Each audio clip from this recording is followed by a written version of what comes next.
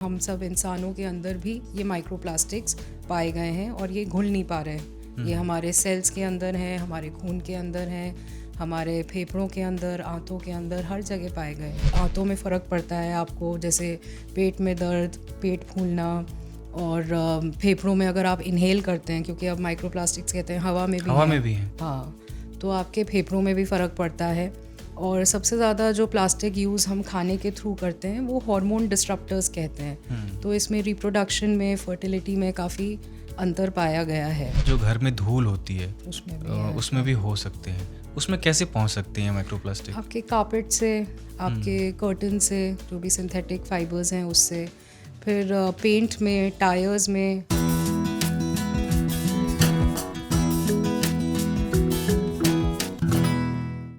आपने प्लास्टिक की बोतल देखी होगी, प्लास्टिक का डिब्बा देखा होगा और प्लास्टिक का बैग भी देखा होगा, लेकिन क्या आपने कभी उस प्लास्टिक को देखा है जो दिखाई नहीं देता है, इतना छोटा कि आंख पकड़ ही ना सके, और इतना आम कि आपके पानी में, खाने में, हवा में और शायद आपके शरीर के भीतर भी मौजूद हो? इसे कहते हैं माइक्रोप्लास्टिक। अब सवाल ये है कि क्या हम रोज़ अनजाने में प्लास्टिक खा रहे हैं? माइक्रोप्लास्टिक आखिर हमारे शरीर तक पहुंचते कैसे हैं? क्या ये समस्या सिर्फ पर्यावरण की है या हमारे स्वास्थ्य की भी बड़ी चुनौती बन चुकी है? नमस्ते, मेरा नाम अतुल है। आज हम माइक्रोप्लास्टिक से जुड़े अहम सवालों पर विस्तार से बात करेंगे। हमारे साथ हैं कैलाश दीपक हॉस्पिटल की इंटरनल मेडिसिन के डॉक्टर मानसी निगम, जिनसे हम जानेंगे कि ये इनविजिबल डैमेज की कहानी में सच कितना है और मिथ कितना। Welcome ma'am. Thank you. Microplastic को पहले आप समझा दीजिए कि क्या चीज़ है। प्लास्टिक तो हम सभी लोग जानते हैं। माइक्रोप्लास्टिक के बारे में पढ़ रहा था तो ये आ रहा था कि यार जो चीज़ आप यूज़ कर रहे हैं, फेस वॉश, टूथपेस्ट, हर जगह ये मौजूद है। तो क्या है, ज़रा ये समझाइए। हाँ जी। तो माइक्रोप्लास्टिक कुछ नहीं है, प्लास्टिक के छोटे छोटे पार्टिकल्स हैं जो पहले तो इन्होंने यूज़ किए थे कॉस्मेटिक्स के लिए ही। उसके छोटे छोटे पार्टिकल्स कॉस्मेटिक में, फेस वॉश में हम लोग यूज़ करते हैं, क्योंकि स्मूथ बनाता है वो। तो क्योंकि स्मूथ बनाता है। और वैसे ये कब लगभग 5 mm के आसपास होंगे, जितनी आपकी रिंग की विथ होती है उतने साइज़ के। और इससे भी छोटे पार्टिकल्स पाए गए हैं, नैनो प्लास्टिक्स जो कहते हैं, जो आपके बाल के स्ट्रैंड के बराबर होंगे। तो ये एक डेफिनेशन है, क्योंकि मेन प्रॉब्लम जो है वो प्लास्टिक्स जो है वो क्या कहते हैं, मिट्टी में घुल नहीं पाता। It's non biodegradable.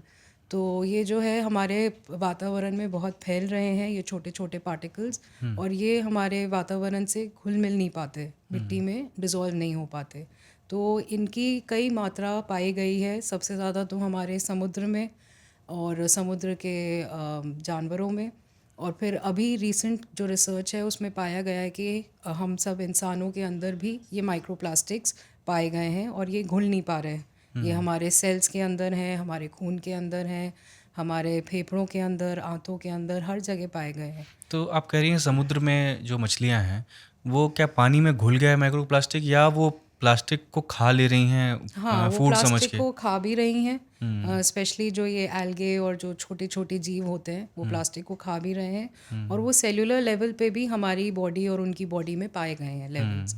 और फिलहाल तो अभी हमारे आजकल तो कुछ बच्चों में भी, जो मतलब नवजात शिशु हैं, उनमें भी पाए गए हैं प्लास्टिक्स, मतलब उनको अपनी गर्भवती माँ से ही प्लास्टिक ट्रांसमिट हुआ है, लेकिन आप कह रही हैं कि हमारे सेल्स में है, खून में है, हर तरफ है। पाया गया है। लेकिन कुछ ठीक ठाक स्टडी मुझे मिली नहीं कि है क्या एक्चुअली, इससे हो क्या रहा है, हाँ। कौन से ऑर्गन हमारे इफेक्ट हो रहे हैं। हाँ, यूरोप में एक अभियान चला कि हम आने वाले 4 से 11 साल में इसको बहुत कम करेंगे, कर 30 से देंगे, 60% स्पेशली कम करेंगे, माइक्रोप्लास्टिक्स में। है ना? हाँ। लेकिन इससे नुकसान क्या है, कैसे? और ये भी बताइएगा कि हाल के जो साल बीते हैं इसमें इसकी चर्चा इतनी जल्दी क्यों बढ़ गई, इतनी ज़्यादा?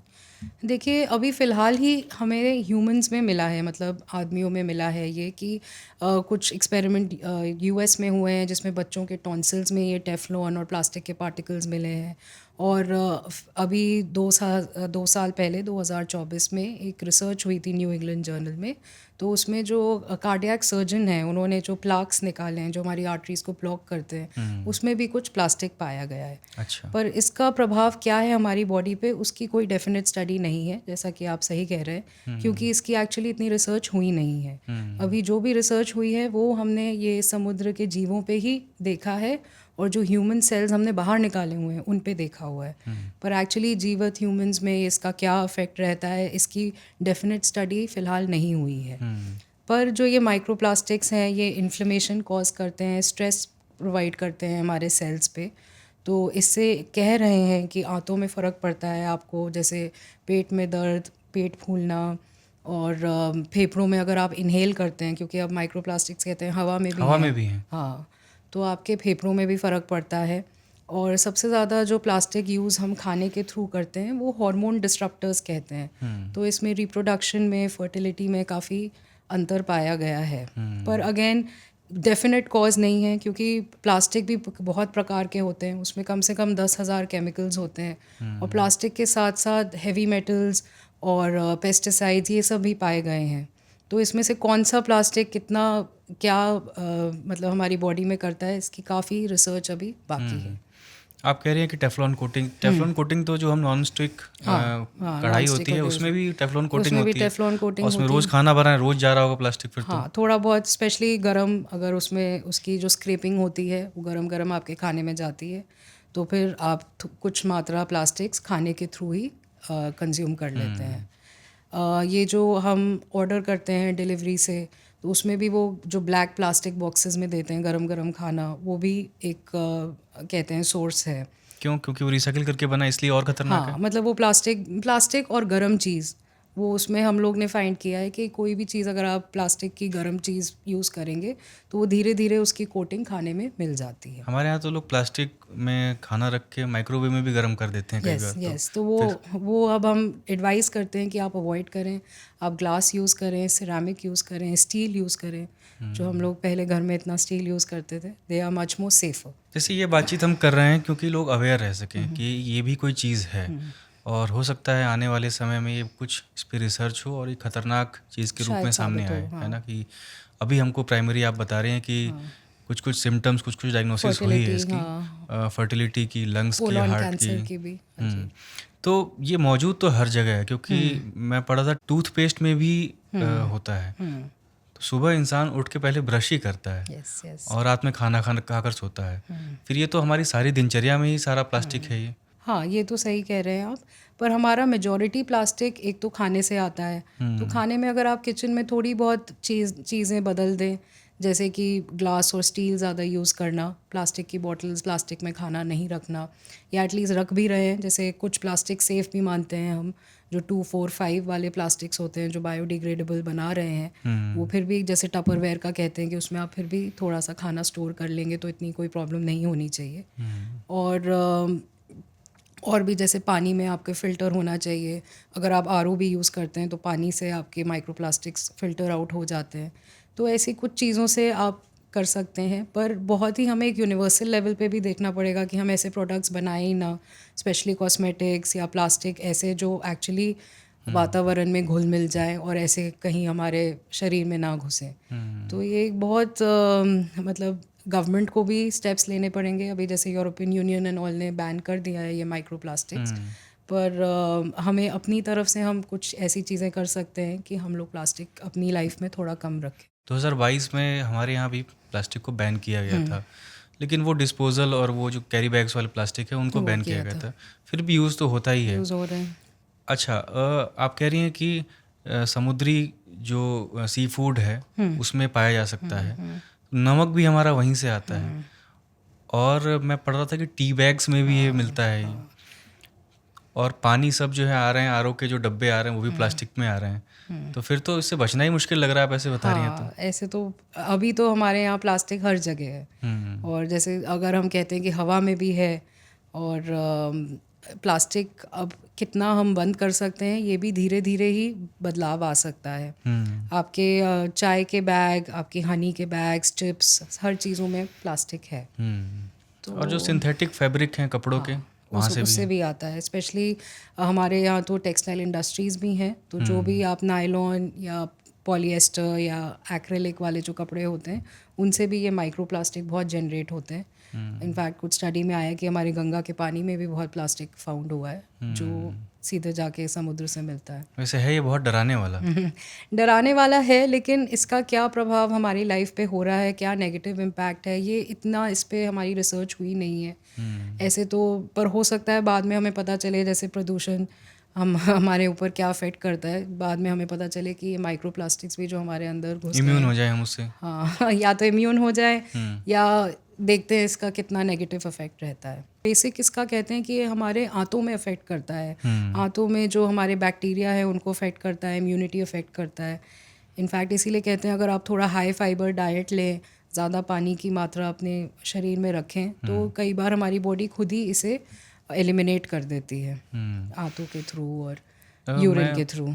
एलर्जी पे बात कर रहा था एक डॉक्टर से, तो उन्होंने कहा कि आप कितना भी बचें, आपके घर में सीलन होती है जो, उससे भी आपको एलर्जी हो सकती है, ज़ुकाम हो सकता है।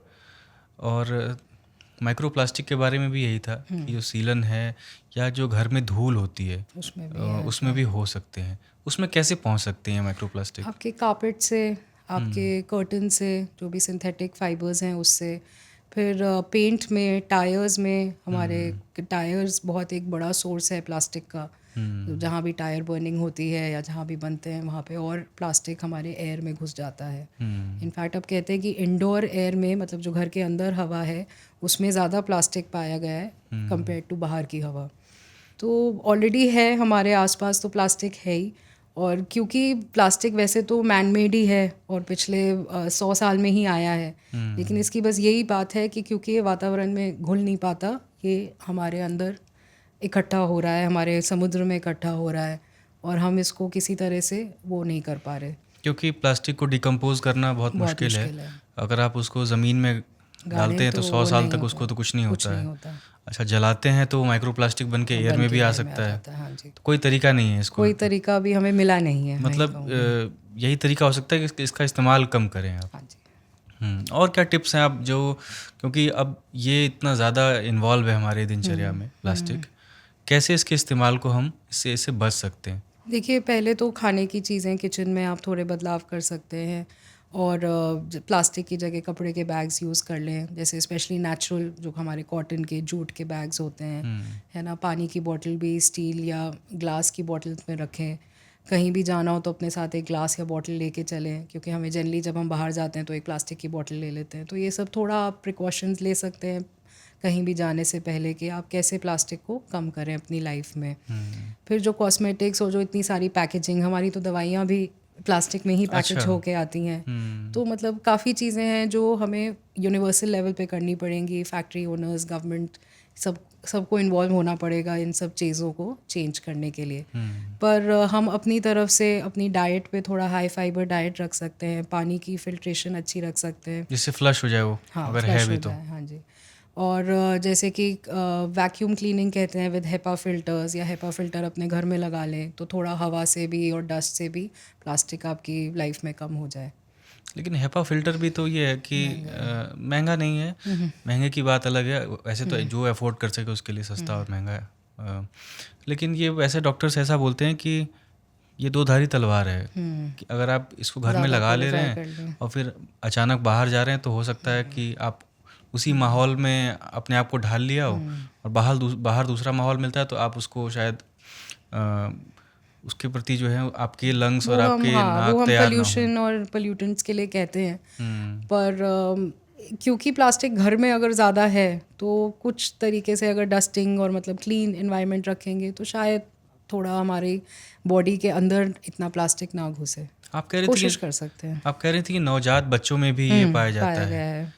क्या कभी जो प्लेसेंटा होता है, जो अभी बच्चा गर्भ में है, उसमें भी ऐसा कभी सुना गया है कि प्लास्टिक, उसमें माइक्रो प्लास्टिक पहुंच गया? स्टडीज़ आई हैं, एटलीस्ट 4-5 प्रेग्नेंट विमेन के प्लेसेंटास में प्लास्टिक पाया गया है। ये सारी स्टडीज़ बाहर ही हुई हैं। कोरिया में भी एक बहुत बड़ी स्टडी कर रहे हैं जिसमें वो प्लास्टिक कितना है उनके सी फूड में, कितना प्लास्टिक है और कितना उनके डाइट में है, उनके ह्यूमंस में है। इस पे सब पे अभी स्टडीज़ चल रही हैं, हो रही हैं, पर पाया गया है, और नवजात शिशु में भी, प्लेसेंटा में भी। अच्छा, जो प्लास्टिक के डब्बों में खाना खाते हैं, एक वेबसाइट पे पढ़ रहा था कि वो कैंसरस भी होते हैं ऑलरेडी वो, तो उसको अभी वैसे अगेन प्रूफ हम लोग डेफिनेट प्रूफ नहीं कह सकते, पर हाँ, अगर पुराना प्लास्टिक हो गया है, बार बार उसे गर्म कर रहे हैं, उस पे स्क्रैचेस हैं, तो उस चांसेस ज़्यादा हो जाते हैं कि वो आपके खाने के अंदर घुस जाए।